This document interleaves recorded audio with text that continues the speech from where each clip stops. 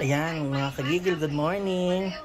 Pine-prepare ko lang po yung ulamin natin mamaya, ano. Ayan, magugulay po tayo, no. Iwas muna sa baboy or ano. Ayan. Magma-magic na lang po tayo kung anong gagawin natin mamaya dyan, okay? Start na po tayo. Alaga po muna natin yung mga itlog. Yung talong natin, ano. Tsaka yung ano rin mamaya, yung talbos ng kamote, tsaka yung okra ilalaga din natin. Ayan, sunod naman po natin yung talbos ng kamote at okra.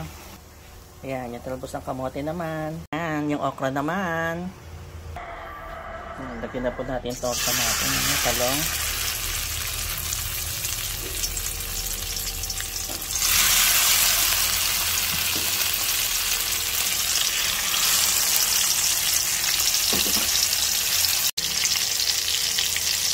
Ayan na po mga kagigil, no?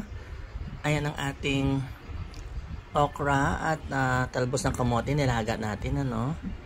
Tapos ito pong sausawan natin, ano? Bagoong isda na may kalamansi. Naku, Diyos ko, napakasarap niyan mga kagigil.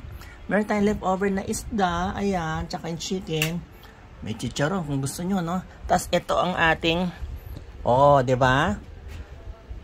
Yan, tortang talong, nilagyan ko ng itlog ng pula at saka kamatis. O, di ba? Kakaiba. Yan, ako, ang sarap ng ating lunch. Kaya na tayo mga kagigil.